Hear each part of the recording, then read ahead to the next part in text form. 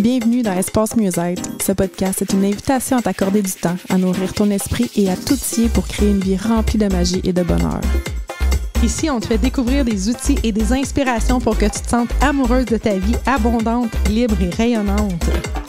On va plonger dans les multiples dimensions du mieux-être, que ce soit au niveau personnel, énergétique, émotionnel, relationnel ou professionnel. Chaque épisode, on va te raconter des histoires, te partager des connaissances et des expériences pour t'aider à construire ton propre chemin vers le mieux-être. Alors, si tu es prête à te connecter à ton moi intérieur et à explorer les possibilités infinies du mieux-être, installe-toi confortablement, ferme les yeux et respire profondément. Laisse-toi emporter par les conversations inspirantes, les conseils pratiques et les moments de détente que te réserve le podcast Espace Mieux-être. Bienvenue sur le podcast Espace Mieux-être. Je suis Julie Lefebvre et je suis avec Marie-Ève Moreau. Comment vas-tu? Ça va très bien, Julie. Comment tu vas, toi? Très bien. Je suis tout le temps contente de travailler avec toi. Les mercredis, c'est notre journée. Je suis excitée. Avant de commencer, aujourd'hui, on a un sujet vraiment que je trouve super intéressant. On s'est fait poser beaucoup de questions en début de podcast. On a toutes les deux raconté là, notre saut des institutions financières à ce qu'on fait aujourd'hui. Puis on se fait poser beaucoup de questions. Moi, je coach beaucoup de personnes qui veulent faire le saut, qui hésitent et tout ça. Fait que j'avais envie qu'on aille vraiment décortiquer nos grands sauts, si on veut. Mais avant de commencer à parler de ça, je vais inviter les gens à aller voir, à se mettre en conscience, à aller voir comment ils se sentent à l'arrivée de ce podcast, sur ce podcast, à l'intérieur d'eux. Donc, on va prendre quelques instants pour descendre à l'intérieur de soi et aller voir dans quel état on arrive sur ce podcast.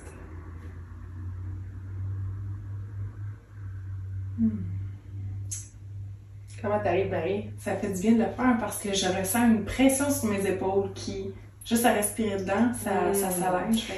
C'est vraiment drôle parce que c'est rare, là, c'est jamais comme ça, mais moi, c'était comme un peu d'inquiétude qu'il y avait à l'intérieur de moi quand je suis allée voir. D'habitude, c'est tout le temps, on est en joie, on est pas beaucoup, c'était très subtil, mais tu sais, c'est drôle parce qu'on s'est posé la question au début du podcast, comment t'arrives? Comment tu vas? Hey, je vais bien, je suis en joie, j'aime les journées comme ça. Puis quand on est allé voir à l'intérieur, c'était complètement autre chose qui était là. Fait que c'est vraiment de mettre de la conscience, d'aller voir vraiment comment on se sent dans les C'est drôle, ça m'amène justement à parler de comment moi, ça s'est passé mon saut à la banque parce que c'est vraiment en lien avec ça. Donc, si tu veux bien, je vais commencer, puis après, j'allais poser les questions. Donc, moi, dans le fond, la plupart le savent, j'ai travaillé 20 ans à la Banque nationale. Donc, dans une institution financière que j'ai adorée. Je l'ai eu tatoué dans le cœur pendant, je dirais, un bon 18 ans. J'ai été bien traitée. Ça m'a tellement fait évoluer parce que moi, je suis arrivée là, une petite fille gênée. Et finalement, je suis partie de là, directrice de succursale, donc j'ai vraiment gravi les échelons avec la banque et je suis très reconnaissante de ça. Par contre, à la fin, c'était plus aligné. Donc, quand on s'est connus, nous, c'est quoi? Je ne sais jamais, 2017, 2016. Quand on s'est connus, en fait, je commençais déjà à me dire, OK, c'est plus vraiment ça, ça me tente plus. Les valeurs de la banque où ça s'en allait, c'était plus aligné avec les miennes, en fait. Et j'ai commencé à regarder pour un plan B. Mais ça a été long, là. J'étais là, tu m'as dit quoi, 2017, 2016? Donc, j'ai quitté, dans le fond, en 2021. Donc, ça a pris 5 ans avant que je fasse le saut. Donc, 5 ans à vivre dans le « OK, je veux m'en aller, mais je sais pas comment ». Donc, et là, dans le fond, au début, c'était quand même correct. Tu sais, je me trouvais des défis, des choses qui faisaient que je trouvais ça le fun quand même. Mais à la fin, c'était juste plus supportable. Puis c'est pas les gens qui étaient là, c'est pas l'ambiance, c'est vraiment moi qui étais rendue complètement ailleurs, qui avait d'autres projets, puis qui avait plus rapport à là dans le fond. Puis une chose que j'ai fait, c'est que j'ai comme été sur l'heure du dîner sur le bord de l'eau, là, il y a comme une rivière à Joliette, puis j'étais allée là en auto. J'ai comme fait une petite méditation, tu sais, je suivais des femmes là, tout ça, puis il y avait une méditation qui était suggérée. Et ça nous amenait à l'intérieur de nous, justement, on se projetait dans un endroit, tu sais, donc pour savoir, moi je me suis projetée à la banque et j'étais allée voir à l'intérieur de moi comment je me sentais quand j'étais à la banque. Et ce que j'ai ressenti là, pour vrai, comment j'étais pas bien, ça a fait comme, je peux pas faire vivre ça à mon corps à tous les jours. En plus, j'étais rendue à temps partiel, 3 jours semaine. C'est impossible que je continue de faire vivre ça à mon corps. C'est sûr que j'y crée de la maladie, que j'y crée des choses si je reste là. Et c'est en revenant de cette méditation-là que je suis rentrée dans le bureau à mon boss. Je me suis dit, là, s'il est dans son bureau, c'est là que ça se passe. Puis il était là. Fait que je suis rentrée puis j'ai dit, ça marche plus. C'est comme ça, j'ai dit. Et moi, à toutes les fois, je me mets à pleurer. Parce que pour vrai, c'est comme si... C'est rare que je me suis autorisée d'avoir des besoins à moi, tu sais, d'avoir moi ça marche plus parce que moi ça fonctionne pas, je vais prendre une décision comme ça. Fait que c'est à chaque fois que j'ai démissionné, à chaque fois que j'ai dit, je me suis mis à pleurer. Puis ça je le dis dans les coachings, moi là à toutes les fois je pleure, c'est pas grave. C'est pas grave, c'est important de s'écouter, c'est important qu'on pleure pas, qu'on a une émotion, ça fait du bien, tu sais, souvent on est gêné de ça, mais non, c'est comme ouais. Fait qu'évidemment, ben, il m'a posé la question, ça va-tu? T'es-tu correct? C'est pas un arrêt maladie? Je dis, non, c'est juste une libération, je veux m'en aller. Fait que j'ai quitté, j'ai été comme 2 jours à me questionner, est-ce que je m'en irais dans une succursale? Est-ce que je tu sais, les avantages, tout ça. Puis finalement, ben, je l'ai fait. Mais je voulais juste raconter ce petit bout-là parce que, tu sais, on est allé voir à l'intérieur de nous comment on se sent, puis on fait jamais ça. Mais quand on va voir dans les situations de notre vie, qu'on prend de la conscience comment je me sens dans cette situation-là, ben, on peut prendre des décisions pour changer les choses. Fait que toi, tu travaillais chez Desjardins, donc une autre institution financière reconnue ici au Québec, là, évidemment. Depuis quand tu travaillais là? Je suis rentrée là, j'avais 22 ans, c'était ma première job là, officielle suite à mon baccalauréat, puis c'était vraiment comme une bénédiction de rentrer dans ce poste-là, à cet âge-là, avec les conditions. Tu sais, c'était vraiment tout wow aussi, j'avais une équipe extraordinaire, c'était comme ma petite famille, là, tu sais, mon boss, c'est comme mon père, sa femme, c'est son adjointe, puis tu sais, c'était vraiment, j'ai trippé ma vie à travailler avec eux, vraiment. Puis au fil du temps, ben, j'ai eu les enfants pendant ce temps-là, puis ça change beaucoup de choses, hein, avoir des enfants. Et un jour, j'ai commencé Beachbody avec toi, puis là, je me suis dit hey, que je voulais plus dans ma vie. Mais ça, je le savais depuis longtemps que je voulais plus, mais comment? Je me posais mille et une questions. J'étais tellement dans ma tête à tout le temps essayer de savoir comment j'allais créer mon entreprise, t'sais. Puis, ben, quand j'ai donné ma démission, en fait, c'est comme... On dirait que c'est du jour au lendemain, mais non, ça a été des années de questionnement, d'essayer des choses et tout. Mais là, je venais d'atteindre comme... OK, c'est là que ça se passe, tout était comme aligné, je voyais comme les possibilités différemment. J'avais été dans un atelier d'introduction à la canalisation parce que je voulais apprendre à canaliser, ce que je faisais déjà, mais je ne le savais pas.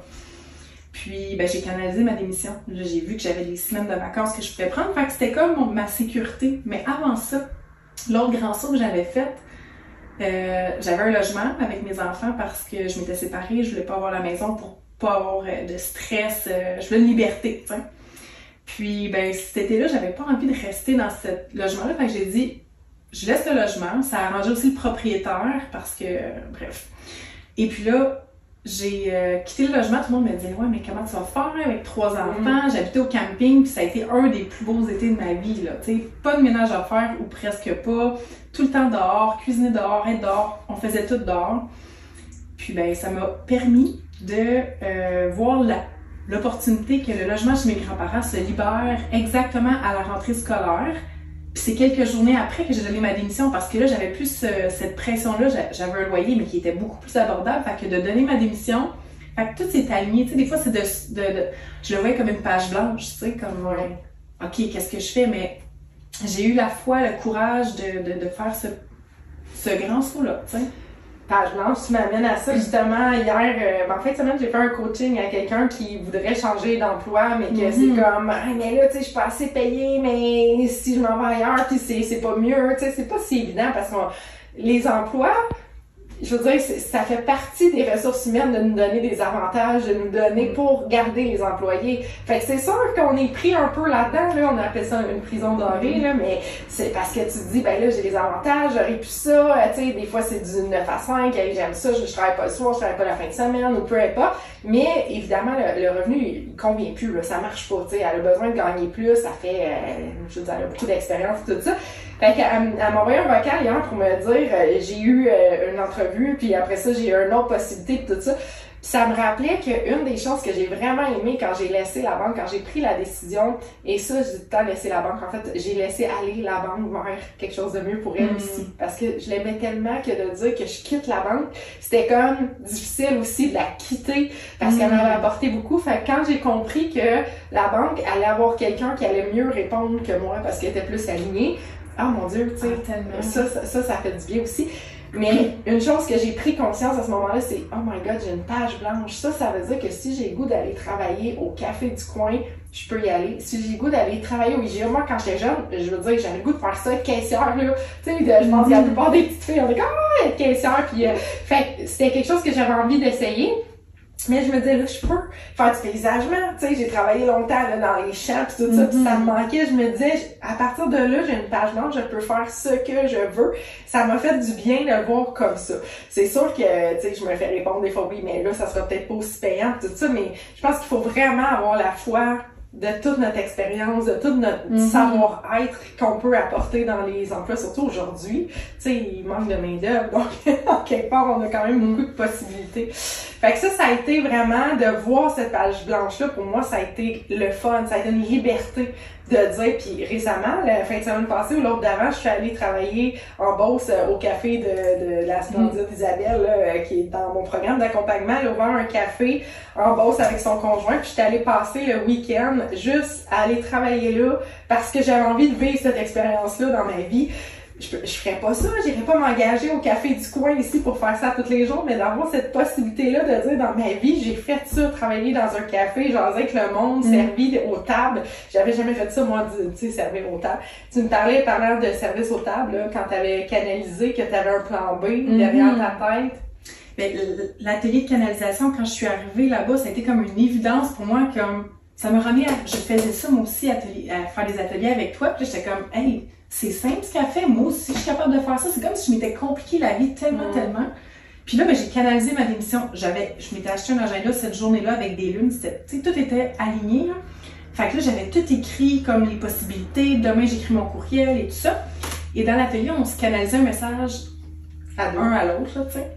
La fille qui m'avait canalisé mon message, ben, je pense que on en parle dans un autre podcast, mais Sandra avait dit plein de mots qui me représentaient, mais elle me connaît pas, là. Fait que, tu sais, puis là, elle avait dit le mot pic-bois. Mais moi, le pic-bois, c'était le plan B que j'avais. Si jamais il y a rien qui fonctionnait, je me trouvais pas de job, j'avais rien en tête, là. C'était comme, je donne ma démission, puis on verra qu'est-ce qui se dessine, là. Ben, elle m'avait dit le mot pic-bois, mais j'ai jamais eu à y aller travailler au pic-bois, mais c'était comme ma sécurité, tu sais. Le pic-bois, en fait, c'est un restaurant. C'est un restaurant dans la Naudière. C'est ça. Fait qu'il y a tout s'est dessiné comme par magie, mais parce que j'ai eu le courage de faire ce step-là. Puis le lendemain de cette démission-là, j'ai vu passer un post de Cynthia Blanchette, qui cherchait quelqu'un pour l'aider à faire grandir sa compagnie, tu sais. Puis là, je lisais ça, j'étais comme, oh my God, c'est moi qu'il faut pour faire ça. Puis j'ai travaillé, j'ai collaboré avec elle, ça a été une chance incroyable de pouvoir apprendre dans le domaine de l'entrepreneuriat. Elle accompagnait les femmes justement à faire le saut, à se structurer et tout ça. Fait que tu sais, c'était comme, wow, comment ça devient encore mieux que ça? Ça peut pas être mieux que ça. Puis tu sais, depuis ce temps-là, t'as fait plein d'expériences, t'as travaillé avec elle, t'as fait des programmes en ligne, t'as fait plein de choses différentes. Plein de choses. La page blanche est là tout le temps, constamment. J'ai tout le temps la possibilité de créer. Non, j'ai plus le revenu steady qui revient, la paye qui rentre à chaque semaine, les avantages, mais j'ai cette liberté-là qui m'amène tellement plus de satisfaction, de joie, d'épanouissement. Tu sais, je tripe sur tous les jours de ma vie depuis. Puis avant, c'était pas ça. Avant, je me levais le matin, puis j'aimais tous mes collègues, là, ça allait bien, il n'y avait pas de conflit, mais c'était comme, j'avais l'impression de perdre mon temps dans mon bureau à faire des choses que ça me tentait pas tant. C'était plus ça qui vibrait, tu sais. Ça faisait pas de sens. Non, moi, personnellement, pour vrai, je trouvais que, tu sais, je travaillais 2 heures par jour. Puis le reste, je faisais semblant de travailler parce que j'étais efficace puis je faisais mes affaires. Puis je me disais, hey, je perds, tu sais, 6 heures par jour à tourner en rond dans une boîte, là, tu sais, du succursale, celle où j'étais, c'était petit. Fait que j'avais l'impression que je tournais en rond dans une boîte, là. Ça rien, c'est ça. Exactement. Fait qu'à un moment donné, je me suis dit, ben, je vais aller mettre 2 heures par jour dans ma business. Puis d'après moi, je vais créer quelque chose de pas pire, tu sais. Mais c'est c'est ça un peu être entrepreneur aussi. En tout cas, ce qu'on s'est créé, nous, comme business, c'est qu'on peut faire ce qu'on veut quand on veut, dire, OK, là, ça me tente de faire ce sujet-là, parler de ça, puis je pense que c'est ça qu'on avait envie, qu'on s'écrivait. Dans le temps, on s'envoyait des emails d'une banque à caisse, là, puis on se disait, hey, là, tu sais, si on peut s'en aller, pis tout ça. Mais c'est ça qu'on a créé, dans le fond, là, c'est ce qu'on voyait dans ce temps-là, là. Ouais, exactement. Puis souvent, ce que je dis aux gens, c'est que la différence entre un grand entrepreneur ou un entrepreneur, peu importe, là, mais la personne que tu admires, là, tu sais, la différence entre elle et toi, là, c'est juste sa capacité de rester confortable dans l'inconfort. C'est juste ça. Un entrepreneur, là, les gros entrepreneurs, peu importe, c'est juste un 0 de plus, les chèques qu'ils font. C'est juste un 0 de plus, les virements. C'est juste ça, les risques qu'ils prennent, les décisions qu'ils prennent. C'est juste qu'ils sont plus confortables avec quelque chose qui, toi, te rend inconfortable. Fait que si en ce moment, t'es inconfortable avec l'idée d'avoir une page blanche, de pas savoir qu'est-ce qui s'en vient, mais essaye juste de respirer dedans, de t'expandre, de te détendre malgré ça. Puis plus tu vas être capable de faire ça, plus que tu vas créer grand, plus que tu vas évoluer, plus que tu vas te sentir bien, en fait. Ça me fait penser, Julie, cet hiver, pour moi, ça a été une période de je me sacre patience. Une période, une page blanche. Là, j'arrêtais d'être comme en mode production, vouloir créer un nouveau service. Je me suis sacré patience, j'ai laissé de la place. Puis finalement, ton offre de remettre en place le membership d'Espace Misaide, de créer ça, est arrivée comme par magie au mois de juin. Parce que je me suis permis d'être dans cette page blanche-là, puis c'était inconfortable, là, parce que je voyais les autres continuer à avancer, puis moi j'avais l'impression comme quasiment de reculer. Ben finalement, cette pause-là, ça a été une bénédiction, tu sais, puis c'était colline que c'était inconfortable, parce que là, il n'y a pas les revenus qui rentrent, il y a les peurs qui viennent, le jugement des autres, voyons qu'est-ce qu'elle fait, comme, tu sais. Fait que, mais non, je suis tellement contente, pis c'est comme... C'est drôle parce que j'ai été un peu à la même place, là, de février à... Tu sais, la seule chose que j'avais pris dans mon horaire de février à juin, là, c'était le salon Harmonie, d'aller là, avec, tu sais, mes jeux de cartes pis tout ça. C'était comme ça vibrait. Je me dis, OK, j'y vais. C'est un salon, là, qui spiritualité et bien-être, je pense, quelque chose comme ça. Puis c'était à Saint-Hyacinthe, puis ça vibrait, puis c'était comme, OK, ça me tente d'aller faire le salon. Mais entre les deux, j'ai presque rien créé parce que justement, j'étais un peu comme toi, comme, OK, là, il y a trop d'affaires, je suis mêlée, je sais pas, je suis pas alignée, je vais me faire une pause. Je continuais ce que j'avais en cours, mais puis le salon Harmonie, ben c'est là, je t'en ai parlé, ça tente de venir avec moi, puis j'ai hors de tout contexte, parce que dans les fêtes, on se voyait pas tant que ça, là, cet hiver-là, tu sais, c'était comme, on s'est parlé, puis je t'ai lancé, tu sais, j'ai fait confiance à mon intuition, puis je t'allais proposer, tu as dit « oui, ça me tente », surprenamment, parce que son agenda est souvent très rempli. J'avais en plus un beau module de yoga cette fin de semaine, puis je m'étais arrêtée, je me suis dit « comment j'ai envie de le vivre cet week-end-là », tu sais, cette opportunité-là, elle se présente une fois, tandis que le module de yoga, il revient comme plus souvent, et je dis « ah non, j'ai le goût de le vivre avec Julie », puis c'est pas là que je t'avais proposé, mais c'est lundi d'après, on émergé. Oui, c'est ça, que j'ai eu comme le flash de dire « hey, je pense que je vais lui proposer ». Fait que les pages blanches, là, c'est faut vraiment les apprivoiser, être confortable là-dedans. Ben, accueillir d'être inconfortable, tu sais. C'est un peu la même chose, mais tu sais, d'être confortable dans l'inconfort ou accueillir que à ce moment-là, t'es inconfortable, mais ça restera pas de même, ça sera pas fixé pour le restant de tes jours. Puis c'est un peu comme la nature. Tu sais, l'hiver, on a l'impression qu'il se passe rien, qu'il y a pas de feuilles, des arbres, tout ça, mais dans le fond, ça se passe, là. C'est tout en train de se créer pour que la sève revienne, les bourgeons, puis toute la patente. Est-ce que t'as envie qu'on pige une carte?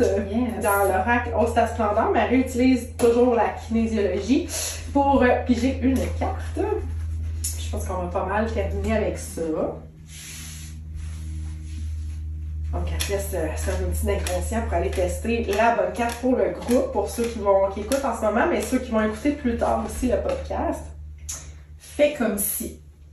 Si le secret était là. S'amuser et jouer à faire comme si pour attirer cette même énergie que tu cherches.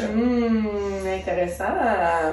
C'est drôle parce que je revois quand j'étais à la banque puis que là, je disais à mon chum, là, j'écrivais puis je disais, hey, ça n'a pas de bon sens, je suis pas bien, j'aime pas ça, ce que je fais puis tout ça. Puis il m'avait dit quelque chose, mais je me revois encore écrire sur mon bureau, sur ma feuille. Moi, je griffe pas tout le temps sur des papiers. Puis j'avais écrit, je me demande comment je vais me sentir dans un emploi nourrissant pour mon corps et pour mon âme. J'avais juste écrit ça.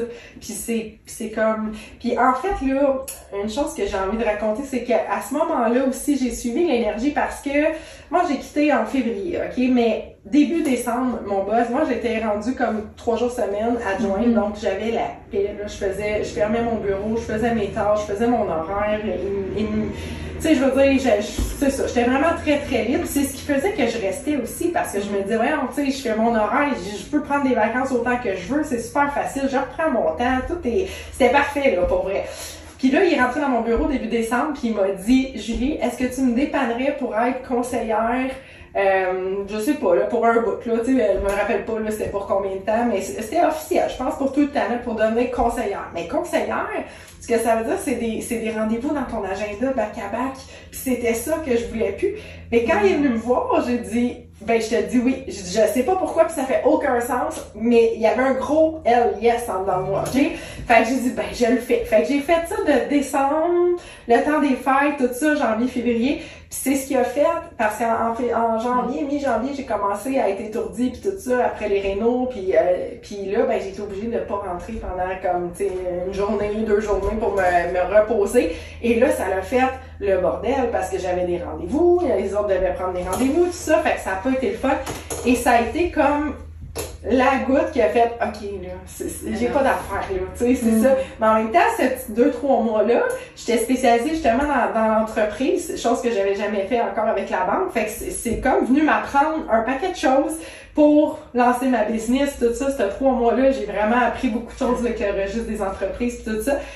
Puis une chose que j'ai vécue là aussi dans ces 3 mois-là, c'est que quand tu travailles puis que tu es conseiller, il faut que tu fasses partie de l'AMF. L'Autorité des marchés financiers. Et ça, ben, ça gère, dans le fond, là, ça régit, c'est le mot, tous les conseils financiers, puis c'est correct, parce que dans le fond, on veut pas que les gens prennent l'argent des clients puis qu'ils fassent des choses qui sont pas correctes. Fait que ça régit vraiment tout ce que tu fais, tout ce que tu écris sur les réseaux sociaux. Mon profil LinkedIn était scruté à la loupe. Si tu travailles dans un institut financier, tu fais partie de l'AMF et que tu décides de prendre un autre emploi. Donc, exemple, en fin de semaine, je m'en vais aider mon amie Isabelle en Beauce au café, même si c'est pas rémunéré, faut que tu fasses la demande et que ça soit approuvé. Fait qu'il faut que t'envoies, pis tu sais, on s'entend, faut que tu fasses l'avance, là. Tu peux pas décider sur le fly. Tu peux pas décider sur le fly. OK, je m'en viens t'aider. Faut que tu fasses la demande, que ça soit approuvé. Puis moi, on s'entend, là, je faisais déjà à temps partiel du coaching, j'avais des programmes en ligne. C'était difficile de définir ce que je fais, là. On s'entend. Fait que là, j'envoyais mes demandes pour dire, est-ce que vous approuvez ce que je fais? Mais t'imagines-tu comment ça revenait? C'est pas clair.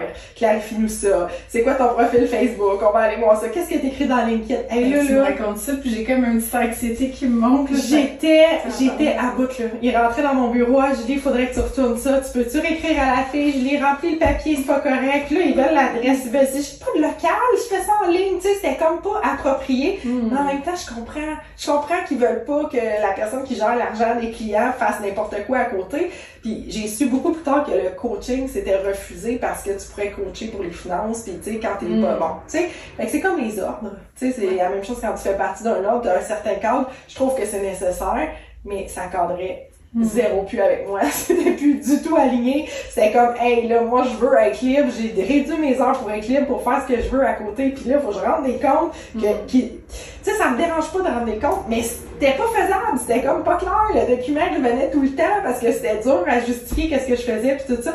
Fait que ça a été vraiment OK, c'est là. Fait que, tu sais, quand il est rentré dans mon bureau, j'ai quand même suivi le LIS, un peu comme toi, qui est comme je laisse mon appartement, ça fait aucun sens. Je comprends pas pourquoi, mais je sais, c'est quand ton propriétaire te l'a demandé, j'imagine qu'il avait besoin de l'appartement puis que... Il y en a pas besoin, c'est moi qui a comme... Mais t'as dit que ça l'arrangeait, ou c'est après que t'as su que ça l'arrangeait, là? Non, je savais que sa belle-sœur habitait dans le coin, elle se cherchait un logement, fait que tu sais, j'étais comme, hey, ça serait-tu le fun? Moi, j'aimerais ça, que la personne fasse ça pour moi. Fait que, tu sais, j'étais comme, hey, ta belle-sœur, veux-tu le logement? Je vais m'en aller. Tu sais, c'était comme... OK, c'est toi qui as vraiment vu au devant de... Ouais. Mais c'est ça, c'est que souvent, c'est pas avec notre rationnel. On suit l'énergie puis on comprend pas trop pourquoi. Parce que quand on suit le rationnel, que c'est comme, ça fait du sens. Des fois, je me fais proposer des opportunités puis là, le rationnel dit oui, ça fait du sens. J'y vais puis finalement, ça marche pas. Ça glitch. Il y a comme des petits grichages, des choses qui marchent pas. Puis des fois, c'est pas en tout aligné avec ton rationnel, puis c'est là fallait que tu sois parce que c'est ça ton chemin, tu sais. Fait que c'est ce que j'appelle suivre l'énergie, suivre le feeling à l'intérieur de dire ben oui, tu y vas, que ça fasse du sens ou pas. une page blanche, ça restera pas blanc pour le restant de tes jours. Fait que c'est vraiment comme accueille cette page blanche-là, ourage, une page blanche, il y a quelque chose qui va se créer. Hey, merci pour ce bel outil-là de suivre justement la légèreté, tu dis. Ouais, ce sera probablement un autre épisode de podcast parce que j'ai eu justement récemment quelque chose qui s'est passé avec ça, une belle prise de conscience dans la légèreté. Fait qu'on va quitter ça comme ça, cet épisode-là. Est-ce que tu aurais un conseil? On en a donné plein, mais ce serait quoi le conseil que tu voudrais donner aux auditeurs aujourd'hui, aux gens qui nous écoutent? Mais la légèreté, de la suivre, comme tu viens de le dire, là, pour moi, ça a été vraiment comme un outil efficace et tellement simple d'y aller avec qu'est-ce qui est léger et non qu'est-ce qui est lourd. Quand c'est lourd, c'est comme non. Puis d'ailleurs, dans l'espace Misère, dans la communauté, c'est tout le temps ça qu'on utilise quand on a une thématique où je dis c'est lourd ou c'est léger. Ah ouais, non, c'est lourd, on va changer, on va faire d'autres choses. Fait que la légèreté, t'as tellement raison. Parce que l'univers, c'est ça qu'elle veut pour nous. Hein? Quand ça soit léger, c'est pas supposé d'être difficile, là, la vie. C'est pas supposé on n'est pas supposé de travailler fort. Fait qu'on va regarder comment on repart de ce podcast-là. J'espère que je t'ai pas trop causé l'anxiété avec mon AMF. On va aller voir à l'intérieur de nous comment on repart. Ça va me faire pétillante, ça me... ouais, c'est comme motivé. On va dire, OK, on en fait un autre. Fait que, voilà. On vous dit à bientôt. À bientôt. Merci. Bye.